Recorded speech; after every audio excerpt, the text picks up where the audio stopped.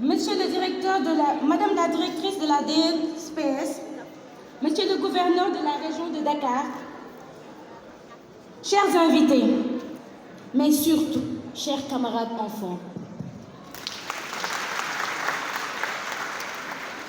je m'appelle Matou Amar, je suis membre du Conseil consultatif des enfants et des jeunes de Rufisque.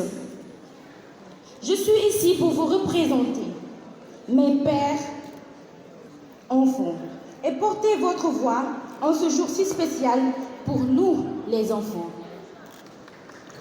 Nous sommes tous réunis aujourd'hui dans cette salle au CICES pour clôturer la 31e édition de la Journée de l'enfant africain et la 33e édition de la Semaine nationale de l'enfant.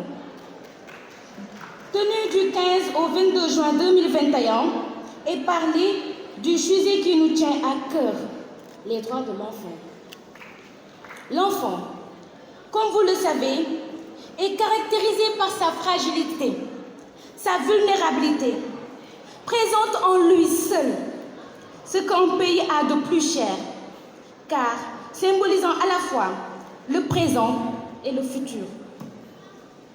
C'est en ce sens qu'il est primordial de protéger les enfants en réalisant nos droits, tels que définis dans la Charte africaine des droits et du bien-être de l'enfant, ratifiée par le Sénégal, faisant de ces droits une de ses priorités. De grands efforts ont été faits pour défendre les droits de l'enfant et améliorer leur situation en Afrique. Et notre pays n'est pas en reste. En effet, cela fait 30 ans qu'il a jeté des bases d'une protection et d'une prise en charge des droits de l'enfant. Les activités menées durant ces derniers jours ont permis aux acteurs de la promotion et de la protection de l'enfant et à nous, les enfants, de mener la réflexion sur l'application de la Charte et l'Agenda 2040.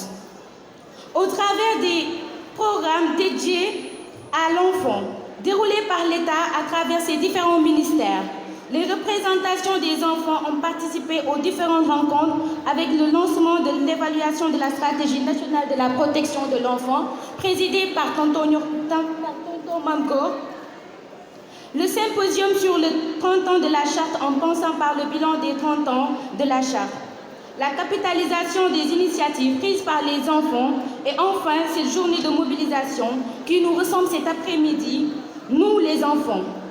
Pensons, mesdames et messieurs, chers invités, chers enfants, que l'heure est au bilan. C'est pour cela que je vous invite à méditer sur le thème de cette année. 30 ans après l'adoption de la Charte, accélérons la mise en œuvre de l'Agenda 2040 pour une Afrique digne des enfants.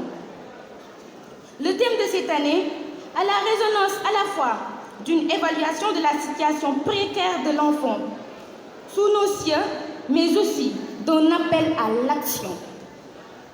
Cette initiative vient à son heure, vu le contexte extrêmement difficile avec la Covid-19, et par conséquent, propice à certaines dérives dont les premières victimes sont nous, les enfants. Nous avons en effet tout appris avec stupeur les nombreux actes de violence exercés sur les enfants durant la terrible épreuve du confinement. Un peu partout dans le monde, dans un contexte, notre pays ne fait pas exception à la règle. Nous entendons chaque jour des cas de violence, de meurtres odieux d'enfants et parfois par leurs propres géniteurs.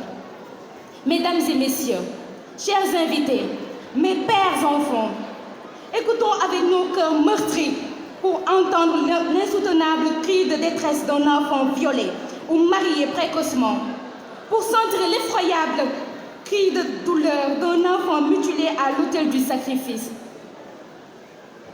Des enfants talibés forcés à la mendicité par certains maîtres coraniques. Ne sentez-vous pas les frissons d'un pauvre enfant de 3 ans, poignardé, égorgé? N'entendez-vous pas les cris ultimes de l'enfant agonisant, baignant dans son propre sang? Des enfants qui travaillent dans les mines, qui ne peuvent pas aller à l'école faute d'état civil, ou cachés à cause de leur handicap. Il est temps de mettre un terme à ces horreurs, ces situations que nous, enfants, déplorons. Et c'est ce noble objectif qui justifie nation.